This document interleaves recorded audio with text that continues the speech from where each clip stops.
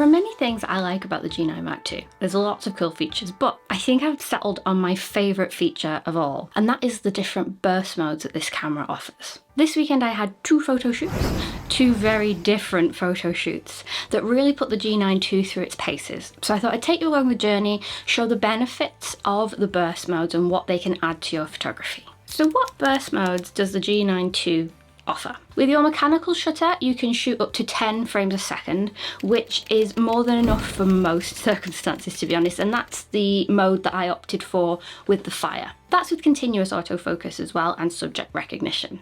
If you want to switch over to the electronic shutter, you have a ton more advanced options. You have up to 75 frames a second with manual focus, which is just ridiculous. It just looks like video. Or 60 frames per second or 20 frames per second with continuous autofocus. Both of these modes have the pre-burst mode as well, so you can half press the shutter, and then as the action unfolds, when you press the shutter, the last up to 1.5 seconds gets recorded. This is really, really handy for certain situations, which I'll show you some more of in a bit. But for the Fire, I thought because we could count in, I didn't need a pre-burst mode, I just needed plenty of options in post. So I went for the mechanical shutter and pewed away, as you'll hear in these behind the scenes shots. This was a test shoot with me and my friend Rebecca, who does all of these shoots professionally, and I just kind of tag along and have some fun most of the time. So this was really testing out camera settings and also testing out how the Fire works and how the whole thing is going to work when we take it to a nicer location. So first, as a little bit of a warm-up, we tried some hoop shapes with the performers and we got some really nice portraiture. But even with the slower moving stuff, I still opted for 10 frames a second. The reason being because we're shooting at night and we were shooting with a very unpredictable light source in Fire, it could be a split second between having the subject properly illuminated and having it not. And also facial expressions can change so quickly, so having loads of options to pick exactly the right one is really helpful in my experience. I think if things only happen for a finite amount of time, like Fire, or people being able to hold a shape, I think shooting and overshooting is a great way to make sure that you don't have to make the models do things loads and loads of times. I'd rather have a few more raw files to sift through than have them get tired and fatigued and not be able to continue. And as you can see in some of these burst modes, so much can change in just a couple of frames, so it's well worth it, even if your subject isn't moving too quickly. So then, with our warm-up out of the way, we moved on to the big Fire. This was so exciting. 3, 2, 1.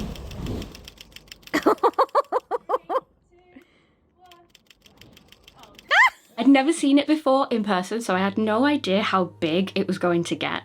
And it was a lot of trial and error with my settings. So I started off really sort of shutting everything down because the main thing I wanted from these photos was to not blow the highlights. I figured I could sort of pull back the performer okay as long as I had a little bit to work with, but if the Fire was blown out, the whole thing would be sad. Took me a few times to get it right. The second attempt, I overcompensated and everything did become overexposed. These are quite interesting and you could salvage them with Photoshop, but again, I wanted to get it right in camera. Third time lucky. Damn! We decided as well to have the model use the Fire rather than have someone do it behind her, and I think that illuminated the subject a hell of a lot more. And I just want to point out throughout this that I left the G9 II on continuous autofocus the whole time, even in the pitch black.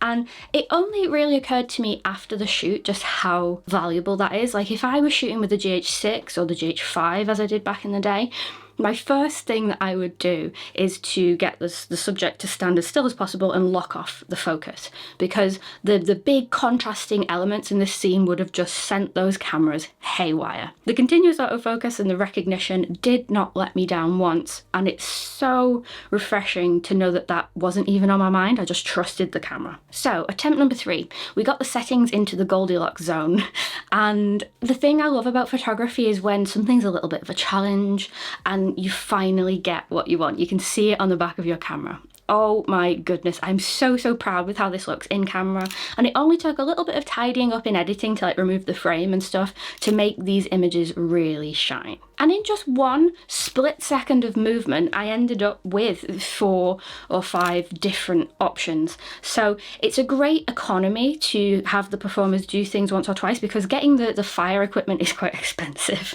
You don't want to be doing it all night, and you get so many great shots without needing to repeat yourself. As an aside, I was shooting the behind the scenes with the Go 3. I stuck it to a light stand in this instance, and it's so small and it was in pitch black, and I totally forgot that it was filming and left it stuck on the light stand for most of the night. Which is really quite funny. I got a great time lapse of Rebecca's kitchen. So I would say our test run of this shoot went brilliantly. I can't wait to do this in a different location. We're thinking maybe an urban environment like a tunnel, or perhaps on the beach. We finished at just gone 11 p.m. and then we were up at stupid o'clock to head to the bird hide for burst mode part 2. Now this little bird hide was specifically for kingfishers, and it was a photographer's paradise. It was quite bougie. There were comfortable gaming chairs, you had little cradles that you could put your camera on, you had ball heads out front so you could set them up near the diving, you even had a little heater. It was such a nice place to spend a day. With this setup, there were 2 shots that you could go for. You could either keep the cameras in the hide and go for the perch shots. Here you might see the kingfishers just having nice portraiture, having fish in the mouth, or shaking to get the water off them. But the shots that I was really interested in was the diving shots. That's something that's you're not going to see every day, and of course it's the more challenging of the 2, and I'm a martyr. It's delightful. Oh, babe. Oh my gosh. Oh.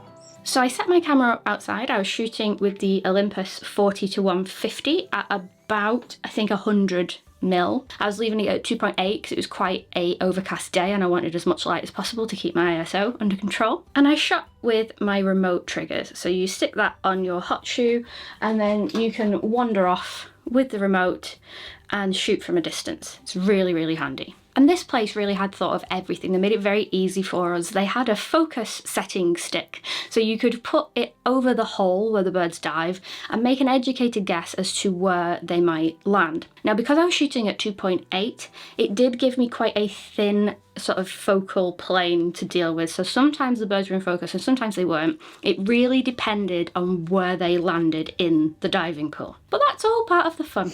Oh, he's here, he's here, he's here. Oh my God, I'm so nervous. I think I got him. I think I got him. I thought I was just nervously eating an apple the whole time. Yeah, he looks really sick coming back out the water. I mean, I could just put it on screen. I don't know why I'm showing it you on my phone. The app is cool. I can sit here and eat apples. That's great. In terms of settings for this, I opted for the pre-burst mode, and this is such a great advantage of having a pre-burst mode in your camera, because look how fast it is in real time when the kingfishers dive. If you consider that you're sat further away and you're using a remote trigger, the chances of you being able to do it with just your own sort of reaction skills is quite slim. The pre-burst mode really took a lot of the guesswork out of it. I could half press when the bird was on the perch and then press as I noticed that it started to dive, knowing that the last few sort of split seconds were recorded and then I would get the dive in full. I opted for 60 frames a second pre-burst mode for most of this shoot, but I did dabble with some other things as well. Never gets old. Photography just never gets old. Like, I've got as much enjoyment out of that messy fish boy than shooting fire last night. Yeah. Because I wanted to freeze the action in place, I opted for 3,200th of a second, which led my ISO around 1,000 to 1,250, and then 2.8 as I mentioned. And it's all locked off into manual focus so that I can repeat the same thing over and over again as the birds are doing. I didn't realise we had surplus fish with us. Can we set one free? Just one. Like the Hunger Games. It's just a very expensive picnic. Very expensive picnic. One thing I quickly realised was, even though I had the pre-burst mode, getting the birds about to hit the water was incredibly challenging because they make themselves like little darts, and even 60 frames a second isn't sometimes enough for it to be captured on camera. It's crazy. And even at 3,200th of a second, there is a little bit of motion blur in the birds at that point because they are moving so blooming fast. I really got a new appreciation for the diving shots. They are so challenging to get. but that shutter speed enabled me to freeze the water and the splashes in place, and I thought they made for some very dramatic images when the bird was coming out, sometimes with a fish, sometimes without. If I was a kingfisher, where would I be? I would personally be on that branch, looking at all this easy to access food, being like, my life's amazing, why don't I just stay here? I'll just sit here and be a perfect model. Yeah. I don't think we're asking for too much. I also used the Wi-Fi setting on my G9ii and connected it to the Lumix Sync app. This enabled me to monitor what the camera is doing, and if the clouds shifted I could change the shutter speed without going to the camera and disturbing the birds, and I could also change the different burst modes that I wanted to try as well. So it was super duper handy. One mistake that I did do the first time though, because I'm so used to watching a viewfinder when I shoot, I started watching the app, and of course there's a second delay on the app, so the first time I completely missed the dive. I got the bird coming out though, so even though it was there for monitoring purposes, it does have a slight delay. So when you are shooting faster things like this, just use your eyes and not your phone screen.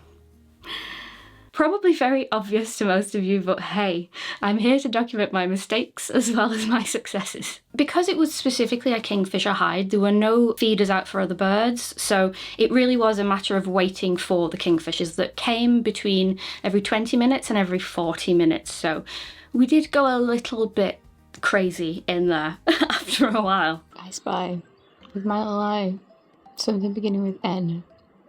No kingfisher.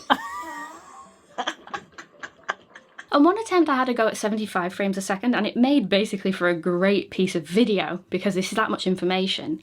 But I think the problem with the 75 frames a second is we have a very generous 200 frame buffer in the G9ii, but when you're shooting 75 frames a second it gives you like not a lot, 2.5 seconds. So if you pre-burst for 1 second, you only have 1 second left to get the rest of the action, basically, before the camera gets full and it needs to empty the buffer. 75 frames a second was a good experiment, but I think 60 was the sweet spot for this particular venture. Oh, that was right in the middle. If I time that right, that'll be so good. Did you get him? I got him. Oh wow. I've not got him going down, but I've got him coming out. They're so cool. That's so cool. That's gorgeous. And I think I've got him one just coming out with his wings back. That one. That's beautiful. Yes. But in the end, I think I was completely spoiled for choice when it comes to keeper photos in this kingfisher day. I think we maybe got 12 dives throughout a sort of 9-hour period, so it was a very long day, but I think it was very worth it. I'm under no illusions that if I was using a mechanical shutter or going off my own speed and reaction skills, I would have got nowhere near as many keeper shots. The pre-burst mode really is my favourite feature of the G9ii, and it comes in so handy for situations like this where you do have a split second to react. I would have been happy if I'd have come away with like 1 or 2 good photos, and I think I got loads, so yay for the pre-burst modes and the burst modes in general in this camera. One weird thing that I noticed, which was really cool, is when the birds hit the water, they put like this membrane over their eyes. Nature's goggles, we called it, and it looks really creepy in the photos. They look like little creepy aliens. It makes me laugh how in the sky they're so graceful, and then when they hit the water they're just like the rest of us do. So all in all, it was 2 very successful shoots, and the G9ii did me proud. Even if that was the only upgrade over the G9, it would be worth it for me personally, because I do think it enables me to capture so many photos that I wouldn't otherwise. But thankfully there's a ton more extra features as well. If you'd like to learn more about the G9ii, I took it to Kenya, and here is an in-depth review for travel. It's a great camera. Let me know what you think of the photographs below. And I was pretty much a noob to both of these scenarios, so if you have any tips on either of these photo shoots, let me know in the comments below as well.